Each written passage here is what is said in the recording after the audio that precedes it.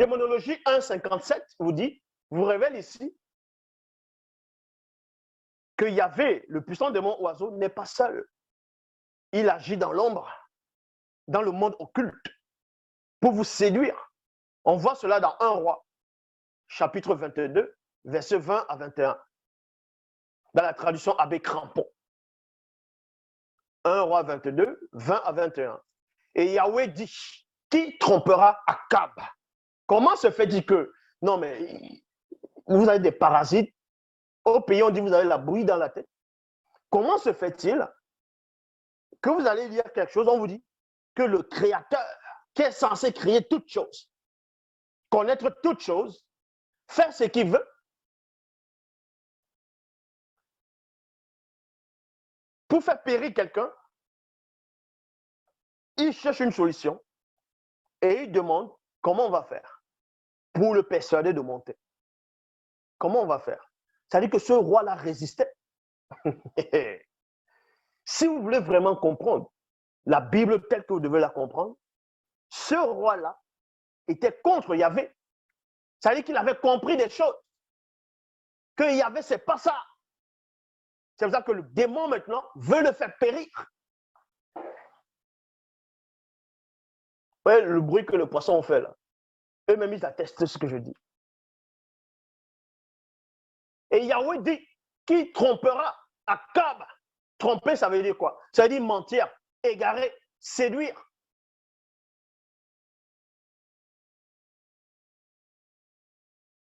Dans vos torchons, des livres soi-disant religieux, vous dites que vos divinités sont là pour tromper.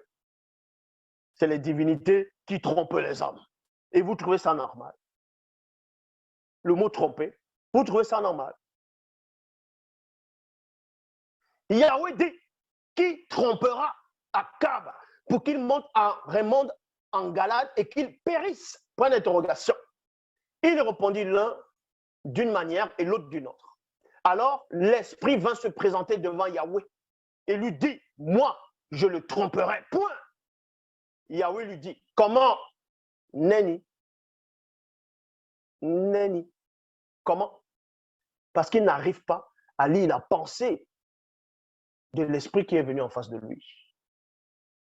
S'il connaissait sa pensée, il allait savoir. Il n'allait plus dire comment tu vas faire. Ça veut dire qu'il avait besoin d'un conseil.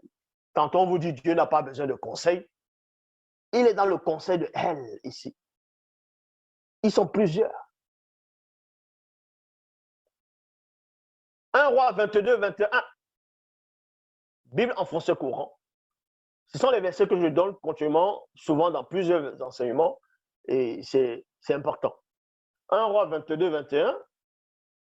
Bible en français courant. Alors l'esprit avec un E majuscule qui inspire les prophètes s'est avancé devant le Seigneur et a dit, moi, j'irai lui en donner l'idée. Comment? Demandant le Seigneur. On vous dit l'esprit qui inspire les prophètes. Quel est l'esprit qui inspire les prophètes dans la Bible? Tu connais la réponse, non? Voilà. Donc, si tu connais la réponse, cet esprit-là dit donc que lui va donner il va les donner une idée pour qu'ils montent en Galade, en Ramonde et qu'ils périssent. Et ton Dieu, Yahvé, Adonai, Jéhovah, Elohim, qui n'est pas omniscient, qui ne sait pas tout, il va dire comment. Traduction le maître de Sarsi, mais l'esprit malin, on vous apprend que c'est l'esprit malin, s'avança et se présenta devant le Seigneur et lui dit, c'est moi qui séduirai Akab. Le Seigneur lui dit, et comment? 1 Roi 22, 22, traduction Abbé Crampon.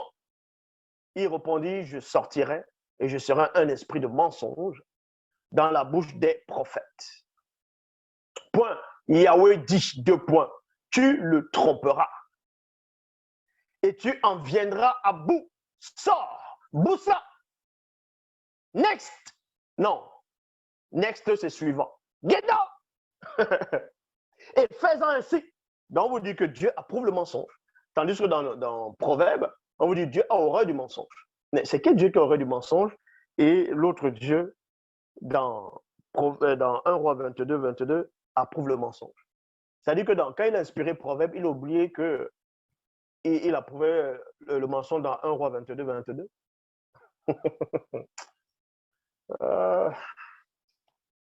Donc Dieu dit à cet esprit, il aurait pu dire, mais non, tu sais que je suis Dieu. Je ne tolère pas le mensonge, j'ai horreur du mensonge, tu le sais.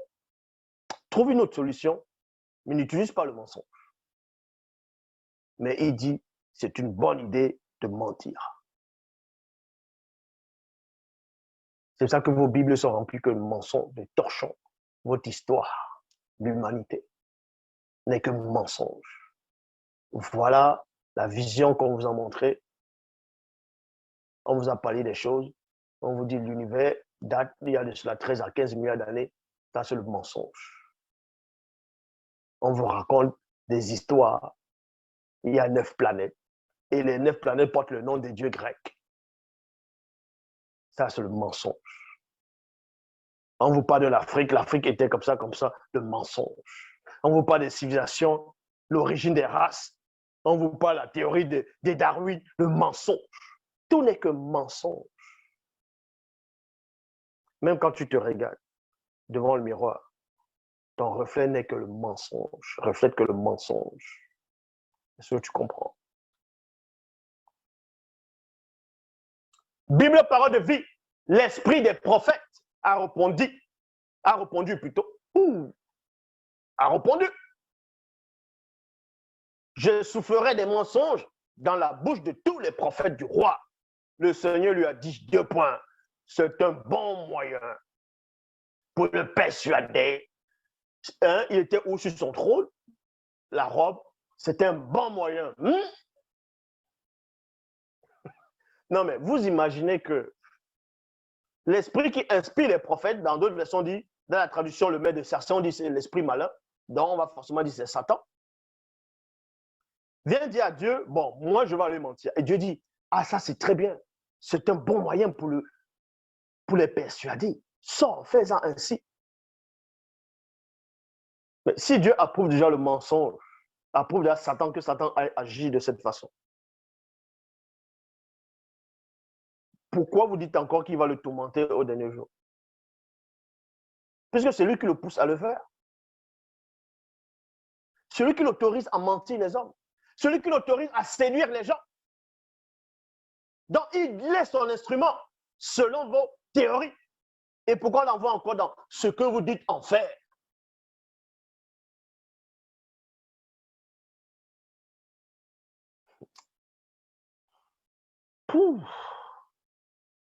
C'est un bon moyen pour le persuader. Maintenant, va, fais ce que tu as proposé.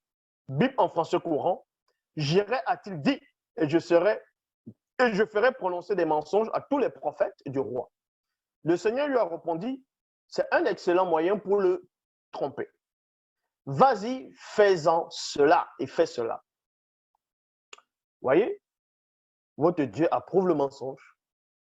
Et pourtant, dans le livre d'Apocalypse, on dit, quiconque aime et approuve le mensonge n'entrera pas dans le paradis.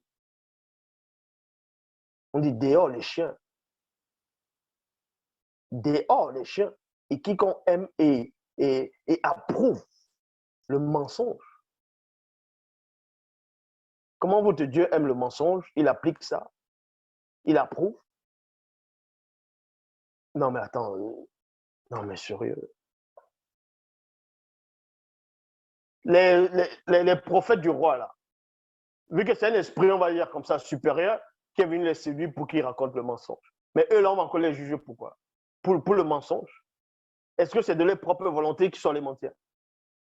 Vu que c'est votre Dieu qui approuve que l'esprit puisse les séduire et aller mentir le roi.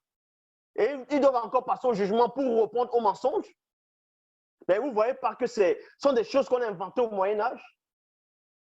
On va à la démonologie, chapitre 1, verset 57.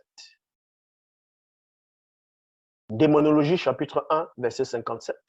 Là, c'est dans la troisième phase, phase 3. Pouf. Il y avait ce puissant démon, oiseau, un cube, religieux de haut rang, n'agit pas seul. N'agit pas seul.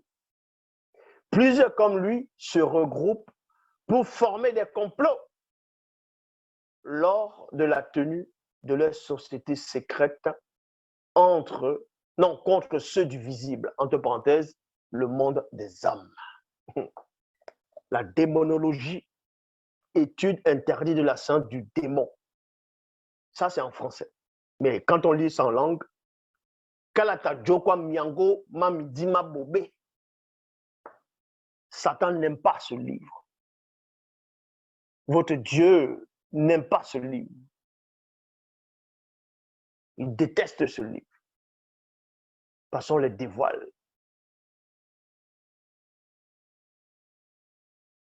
Donc, Démonologie 1, 57 vous dit ici qu'il y avait le puissant démon oiseau incube, religieux de Oran, n'agit pas seul. Plusieurs comme lui se regroupent pour former des complots lors de la tenue de leur société secrète contre ceux du visible, le monde des âmes. Et on voit bien cela. Donc, pendant que tu es chez toi, tu fais ta prière en fonction de tes religions, en fonction de ta nation, de ton peuple, de ta race. Tu es en train de prier, tu fais ce que tu veux. Mais moi, je te révèle ce qui se passe dans l'invisible quand tu pries. Comment sont des démons qui sont là, ils se moquent de toi. Ils prennent de ton énergie, de ta substance. Parce qu'on a perturbé tes chromosomes, tes neurones, là, on les a touchés. On les a perturbés. On t'a voilé, tu es dans l'obscurité. Tu vas ressentir ce qu'on appelle des sensations. Tu vas prier, tu vas sentir comme si une présence, comme si Jésus était à côté de toi, comme si un ange, comme si Dieu était là. Et tu vas pleurer, tu vas sentir sorte d'amour. Ça, c'est ce qu'on appelle l'illusion, le mensonge.